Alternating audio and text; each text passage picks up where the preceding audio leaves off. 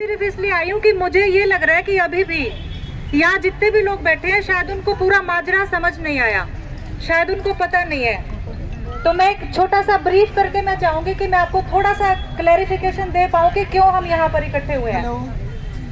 हमारे यहाँ हिसार में दूरदर्शन केंद्र सेक्टर 13 में बना हुआ है, जो कि एक सरकारी उपक्रम होता है। सरकार के द्वारा लोगों की भलाई के लिए एक चैनल शुरू किया जाता है जिसपे सभी सरकारी योजनाएं, सभी सरकारी मदद, सभी सरकारी प्लानिंग या हमारे हित के लिए, चाहे वो किसान हो, पशुपालक हो, आम नागरिक हो, जितनी भी सरकार से संबंधित लोक हित की बातें होती हैं वो दूरदर्शन के जरिए हम सब तक पहुंचाई जाती है।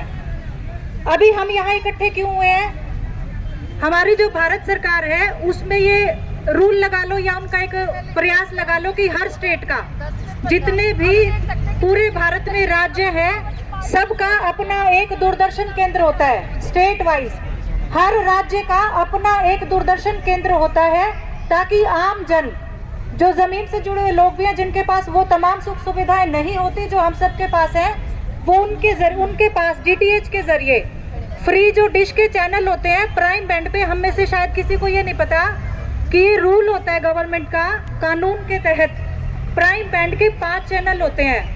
उनके ऊपर दूरदर्शन के पहले जो 5 चैनल होते हैं वो दूरदर्शन के होना अनिवार्य है। आगे और कार्यक्रम है ना वो करवा लो। सबसे बड़ी विडंबना क्या, हमें नहीं पता दूरदर्शन, सबसे पहली बात हमारा हक है, हमें खैरात में मिली है।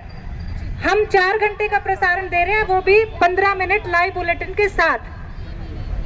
बात यही खत्म नहीं होती। 2020 मार्च 2020 में हमारे अथक प्रयासों से जो डीजी है, पूरे भारत के जो डीजी हैं, मतलब जो डायरेक्टर जनरल हैं दूरदर्शन कमेटी के, उनकी तरफ से हिसार दूरदर्शन, हरियाणा दूरदर्शन के लिए एक लेटर इशू किया गया कि दूरदर्शन हिसार को अब से 4 घंटे नहीं 24 घंटे का टेलीकास्ट दिया जाएगा। इतनी बड़ी बड़ी मशीनरी हमारे यहाँ भेजी गई कि दूरदर्शन अब 4 घंटे की बजाय 24 घंटे हरियाणा की जनता के लिए कार्यक्रम बनाएगा और भेजेगा, और हमने बनाए भी। चाहे वो एचयू के साइंटिस्ट हो, चाहे लुवास से आए हुए हमारे पशुपालकों के लिए कोई प्रोग्राम हो, किसान मेला लगना हो, हमने किसान चैनल भी शुरू किया अपने उस पे। और ऑर्डर में ये था कि 1 जून 2020 से आप अपने चैनल को इतना सफिशिएंट, इतना समर्थ बना ले कि 24 घंटे की कवरेज आप दे पाए। और हम सब जोर शोर से इस चीज में जुट गए। मैं दूरदर्शन हिसार में न्यूज रीडर हूँ, जो लाइव बुलेटिन में कह रही हूँ उसमें से एक मैं भी देती थी। हमें ये ऑर्डर मिला कि हम 2 शिफ्टों में न्यूज अब से जाएंगी, क्योंकि हरियाणा बड़ा प्रदेश की इसकी कवरेज के लिए 1 बार नहीं 2 बार लाइव बुलेटिन जाएगा और 24 घंटे का ये चैनल हो जाएगा। और हम बड़ी मेहनत से जुट गए कि हमारे सपने अब सच होने वाले हैं। देखिए, 20 साल पहले सुषमा स्वराज हमारे यहाँ आई थी, जब वो सूचना और प्रसारण मंत्री थी।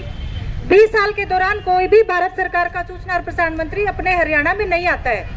20 साल बाद अनुराग ठाकुर आता है।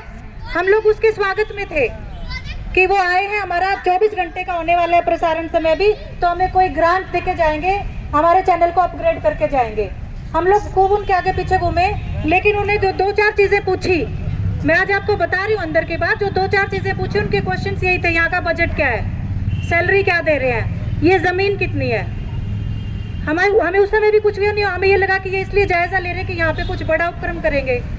लेकिन 29 जनवरी को 25 दिन के अंदर ये लेटर हमें 29 दिसंबर को 25 दिन के अंदर हमें लेटर मिल गया। लेटर नहीं, तुगलकी फरमान कहूंगी, कि इसको 14 जनवरी के बाद बंद कर दिया जाए। 15 जनवरी से दूरदर्शन केंद्र हिसार यहाँ से शिफ्ट होकर चंडीगढ़ चला जाएगा। और आप देखिए, अगर मेरी जगह आप होते तो शायद आपकी भी आंखों में आंसू आते, ये सोच के कि हमें पता भी नहीं वजह क्या है। एक चैनल चंडीगढ़ में आज तक भी 1 घंटे का है, जो हमसे 4-5 साल पहले शुरू हुआ था। एक चैनल जो हमने अपनी मेहनत से 20-22 साल के हमारे प्रयासों से 24 घंटे तक करने का ऑर्डर मिल गया, और एकदम से तुगलकी फरमान आता है 14 जनवरी से दूरदर्शन केंद्र बंद। 13 जनवरी को मेरा लास्ट लाइव बुलेटिन था, और आप यकीन मानोगे, मेरी साथी यहाँ बैठी है, जब वो माइक मैंने उतार के रखा तो आंसू आ गए थे सबकी आंखों में, क्योंकि एक याद जुड़ गई। हमने एक्चुअली हमारे करियर की शुरुआत ही वहां से की थी। और सबसे बड़ी विडंबना ये कि हमें नहीं पता कि बंद क्यों हो रहा है। उसके बाद नरेंद्र भाई हमसे मिले तो वो बोले कि हम एक शुरुआत करते हैं कि क्या पता कुछ हो जाए। तो हमारे जो परमानेंट सीट पे, हम एक्चुअली कैजुअल है, हम बुकिंग्स के थ्रू वहाँ पे जाते हैं, जो परमानेंट सीट पे हमारे ऑफिसर्स बैठे थे वो बोले कुछ नहीं होगा धरनों से, तो गया। पर हमारा मन नहीं माना क्योंकि जुड़ाव है। हम एक एजेंडा लेके चले। हम पहले हमने ज्ञापन दिया जो शहर के मौजूद लोग हैं उन सबको। कमल गुप्ता जी ने हमसे मिलते कहा अच्छा मुझे तो पता ही नहीं था बंद हो रहा है। हमने कहा सर हम तो सोच रहे थे कि आप हमारी संरक्षण के लिए बैठे हैं। जब हमने उनको थोड़ा सा ब्रीफ किया कि मामला ये ऐसे ऐसे है, तो उन्होंने हालांकि बोला कि ठीक है मैं संज्ञान लूंगा, मैं कुछ करूंगा। उसके बाद हमारा ये धरना, आज 15वां दिन हमारा धरने का चल रहा है। आज से 2 दिन पहले हम किसी तरह जुगाड़ लगा के, ये नहीं कहेंगे कि हमें प्रॉपर टाइम दिया गया, जुगाड़ लगा के हम डिप्टी सीएम दुष्यंत चौटाला जी के घर पे सुबह 8 बजे जाके बैठ गए। हमें पता चला कि वो यहाँ पे है, हमें उनसे मिलना है। सबसे गंदी बात जो मुझे लगी, सबसे पहला जब हमने उनको कहा कि सर इसको शिफ्ट कर रहे हैं, उनको पता था क्योंकि हमारे जो मीडिया के साथी जो इतने सालों से हमसे जुड़े, शायद वो हमारा दर्द समझते हैं, वो उन्होंने डेली हमें मीडिया कवरेज दी। डेली वो खबरें तो वहां तक जाती थी और कहीं ना कहीं वो तैयार भी थे। कहते ना कि जिसने कुछ किया उसके मन में एक डर होता है, तो कहीं ना कहीं वो डर डिप्टी सीएम के मन में था। और जब हमने उनसे कहा कि दूरदर्शन बंद हो रहा है, तो वो बोले बंद नहीं हो रहा, शिफ्ट ही तो हो रहा है। फिर हमने कहा सर एक वजह तो बताओ हमें क्यों हो रहा है। बोले इतनी बड़ी जगह की जरूरत नहीं है, बॉम्बे में जो सेंटर है उसको भी छोटा कर दिया गया है, जयपुर में भी हम सोच रहे हैं कि इतनी बड़ी जगह की जरूरत नहीं है, 8 एकड़ जगह क्या काम आएगी, क्यों ना इसको लीज पे दे दिया जाए। मैंने कहा सर आप कंसाइज कर दो, छोटा कर दो, हम 2 कमरों में चला लेंगे अपना दफ्तर, इतनी मेहनत से हमने खड़ा किया, इसको बंद तो मत करो। और फिर वो मुझे पता है क्या बोले कि आप तो मैडम अपनी नौकरी के लिए कह रहे हो। मैंने कहा सर भगवान की दया से इतने डंके परिवार से तो हम आते हैं कि ये 7-8 हज़ार रुपये, इतनी शिक्षा तो हमने ले रखी है, हम किसी प्राइवेट स्कूल में भी जॉब करेंगे तो 20-22 हज़ार मिल जाएंगे। हमको यहाँ से 7-8 हज़ार रुपये से ज़्यादा की आमदनी नहीं है, लेकिन एक खुशी है कि यहाँ हमें हमारे बच्चों को एक प्लेटफॉर्म मिला हुआ है जहाँ पे हम परफॉर्म कर सकते हैं। हमारे यहाँ के बच्चे जो मास कॉम करते हैं जीजेयू में जाके, ODM एक सेंटर खुला है, वहाँ पे मास कम्युनिकेशन पत्रकारिता का जो कोर्स करते हैं, उसके बाद अंडर ट्रेनिंग दूरदर्शन में आते थे, वो यहाँ से ट्रेनिंग पाके कई बच्चे आज अच्छे चैनल्स में न्यूज रीडर बने हुए हैं। हरियाणा की जो संस्कृति है उसको दूरदर्शन पहुंचाता है। हमारी हरियाणा की जो कल्चर है उसको बाहर से, बॉलीवुड से, इंटरनेशनल स्टेज से ऑफर आते हैं कि आप आके अपनी कल्चर यहाँ शो करो। वो बच्चे कहाँ जाएंगे सर? मैंने कहा सर मैं अपनी जॉब के लिए नहीं खड़ी, मैं अपनी संस्कृति के लिए खड़ी हूँ कि ये सेंटर यहाँ चाहिए। और जब हमने कहा कि इसके तो आपकी दादाजी की भी यादें जुड़ी हुई हैं, तो बोले ठीक है जी करेंगे कुछ। फिर मैंने कहा सर ऐसा क्या हुआ कि 24 घंटे का ऑर्डर आया हुआ है कि इस केंद्र को 4 घंटे से बढ़ा के 24 घंटे का टेलीकास्ट का टाइम दिया जाएगा, एकदम से ऐसा क्या होगा कि इसको बंद किया जा रहा है? तो उन्होंने कहा कि कहाँ है लेटर, दिखाइए। मैंने कहा सर ऑफिशियल लेटर मेरे पास कहाँ से आएगा, हमें कौन देगा ऑफिशियल लेटर? तो उन्होंने कहा कि हम तो डाक बाबू से क्लर्क तक जब लेटर जाता था तो हम कहीं ना कहीं से फोटोकॉपी अरेंज कर लेते थे। दुख तो मुझे हुआ, लेकिन मैंने फिर उनको ये कहा कि सर मुझे पता नहीं था ये नौबत आएगी कि ये लेटर हमें आपको दिखाना पड़ेगा, वरना शायद मैं वो भी ले लेती।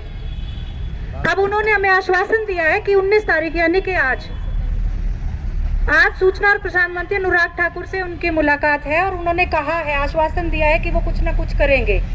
भगवान करे कि वो कुछ ना कुछ करें, लेकिन मुझे उनकी मंशा में क्योंकि खोट नजर आए, इसलिए मेरे प्रयास लगातार जारी है। जी वो लेटर, हाँ जो लेटर हमें मिला, हमने किसी तरह से इधर उधर से वो लेटर भी हासिल कर लिया जो आया था ऑर्डर के लिए, और वो भी उनको व्हाट्सअप किया है।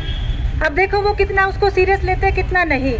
मुझे पता है हम सब की भी, आपकी मेरी, हम सब की कुछ लिमिट्स है, कुछ सीमाएं हैं, हम सरकार तक तो नहीं जा सकते, लेकिन हमारा विरोध प्रदर्शन का ये एक तरीका है और इसमें आप सब मेरे सहयोगी बने, मुझे बड़ा अच्छा लगा। और मैं चाह रही थी कि मैं ये सारी बातें आपको बताऊं क्योंकि हम सबको थोड़ी थोड़ी जानकारी थी। मुझे लगता है ये जानकारी अब आपके काम आएगी और अब शायद आप एक इंसानियत के नाते, ये नहीं कि भाई ये कोई आए आज फिर गाड़ी लगाई है नारेबाजी लग रही है, ये सोच के नहीं, ये सोच के कि हमारे हरियाणा की एक चीज, अरे सुषमा स्वराज जिंदा होती, देवीलाल जी जिंदा होती तो क्या ले जाते? ये उनकी मौजूदगी में ले जाते। एक बंदा जब है ही नहीं, एक चीज को हमने इतनी मेहनत से खड़ा किया है, आज उसको लेके जा रहे हैं। चंडीगढ़ ले गए वो, उन्होंने क्या किया, 20-21 का जो हमारा यहाँ स्टाफ था परमानेंट, उनको चंडीगढ़ टूर पे भेज दिया कि वहां सेट करो।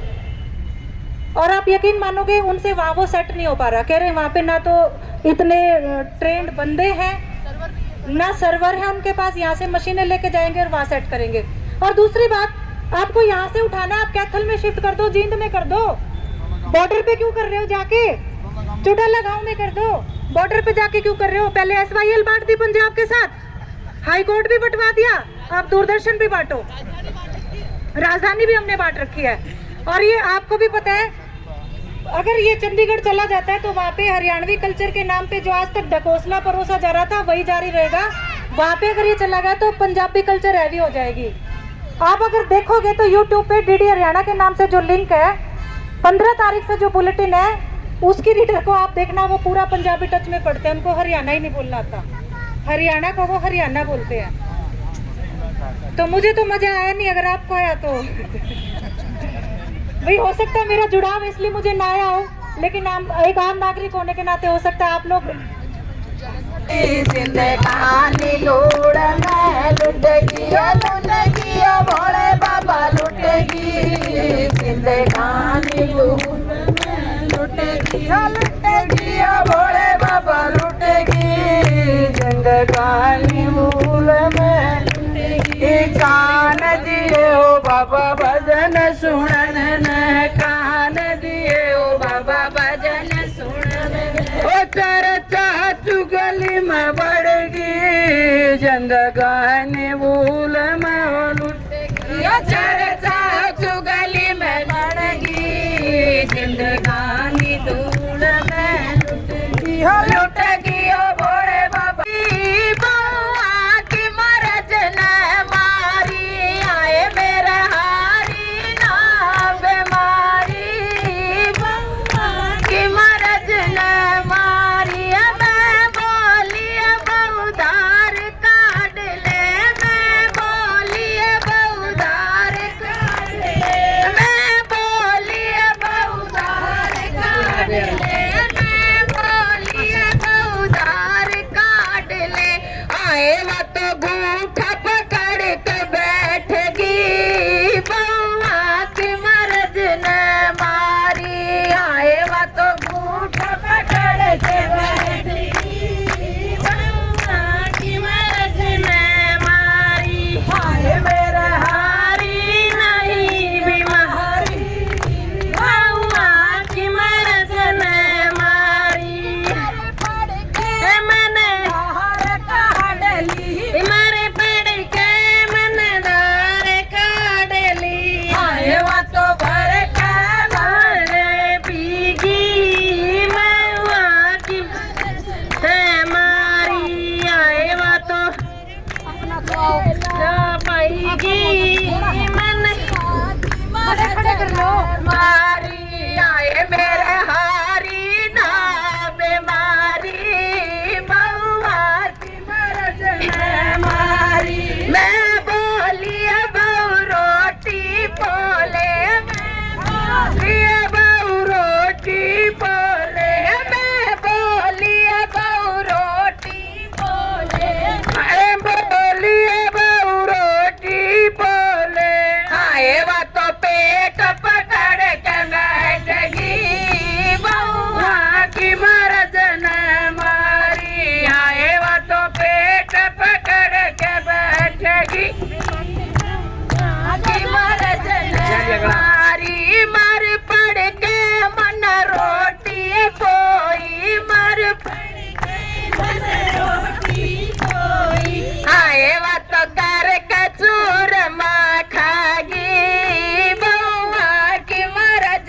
न मारी, आए वो तो कर चूर खागी, बउआ की मर्द न मारी, मैं बोली बहु पानी भर लिया, मैं बोली बहु पानी भर लिया, मैं बोली बहु पानी भर लिया, मैं बोली बहु पानी भर लिया, आए वो तो पेट पकड़ के बैठगी, बउआ की मर्द न